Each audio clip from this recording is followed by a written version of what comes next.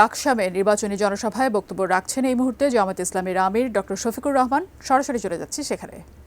জীবনযাপন করবেন সরকারি কর্মচারী, তাদেরকে বিভিন্ন স্তরে যে বেতন দেওয়া হয় এইটা দিয়ে সম্মানের সাথে চলা কঠিন। এই জন্যেই তারা অনেকে বাধ্য হয়ে ইলিগেল ইনকাম করেন, আর অনেকে লোভবশত নেশাবশত করেন। আমরা তাদের জন্য ইনশাল্লাহ সম্মানের বেতন স্কেল তাদের হাতে তুলে দেব ইনশাল্লাহ। তারা ইজ্জতের সাথে স্ত্রী সন্তান পুত্র মা নিয়ে বাবা নিয়ে তারা বসবাস করতে পারবেন। প্রশান্তির সাথে দেশকে জাতিকে তারা সেবা দিবেন ইনশাল্লাহ। ভয় দেখায় অনেকে, এরা ক্ষমতায় আসলে সব তোমাদের হাত কেটে ফেলবে। আরে হাত সবগুলা কেটে ফেলবে, দেশ গড়বে কে? হাত সবগুলাকে আরো শক্তিশালী করা হবে ইনশাল্লাহ। সুস্থ সবল জাতি আমরা উপহার দেওয়ার জন্য ইতিমধ্যেই ঘোষণা করেছি।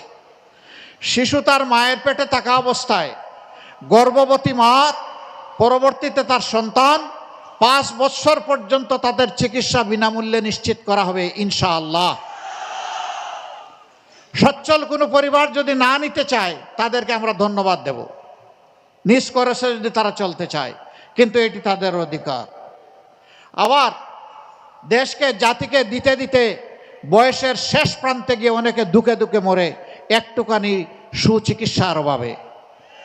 আমরা ঘোষণা দিয়েছি রিটায়ারমেন্ট এইজের পরে এই বয়সের যারা থাকবেন তাদের দায়িত্ব দেশ এবং রাষ্ট্র নেবে ইনশাআল্লাহ। তবে সব দায়িত্ব এই ক্ষেত্রেও যারা সচ্ছল তারা না নিলে অভিনন্দন পাবেন, আর যাদের প্রয়োজন আছে তাদের পাওনাটা নিশ্চিত করা হবে ইনশাআল্লাহ। স্বাস্থ্যসেবা থেকে শুরু করে সব কিছু। তাহলে কিভাবে হবে? প্রত্যেক জেলায় কমপক্ষে একটা মানসম্মত সরকারি মেডিকেল কলেজ গড়ে তোলা হবে, যেখানে কমপক্ষে 500 শয্যা থাকবে, আধুনিক সকল সরঞ্জাম এবং ফ্যাসিলিটি থাকবে। এর পাশাপাশি আমাদের পরিকল্পনা রয়েছে, আল্লাহ তাআলা যদি বিইজনিল্লাহ আমাদেরকে সাহায্য করেন, তাহলে ইনশাআল্লাহ আমরা প্রত্যেকটি জেলাখণ্ডে বিশেষায়িত হাসপাতাল গড়ে তোলার চেষ্টা করব, যেখানে মানুষ ন্যায্য মূল্যে সেখান থেকে স্বাস্থ্যসেবা পাবেন মানসম্মত। রাজধানীর দিকে হন্যে হয়ে ছুটতে হবে না সেদিন। যার ছুটার সামর্থ্য নাই তাকে মরতে হবে না নিজের ঘরে। ইনশাআল্লাহ তারা মিনিমাম চিকিৎসা পাবেন, ম্যাক্সিমাম চিকিৎসাও পাবেন। এই দুইটাই আমরা নিশ্চিত করার চিন্তা করছি। আপনারা দোয়া করবেন। লাকসামের যে দাবিগুলো করা হয়েছে এটা মূলত একটা বিভাগ এবং জেলার দাবি। তো অনেক দাবি আপনাদের আছে।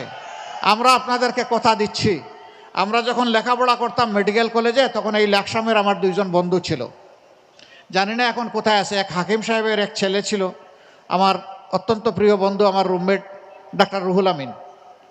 সে 8 দিন মেডিকেল কলেজে ছিলেন, এখন আছেন কিনা আমি জানি না। তা আমরা তাদের কাছ থেকে শুনতাম কত লাকসাম, কত বাতি।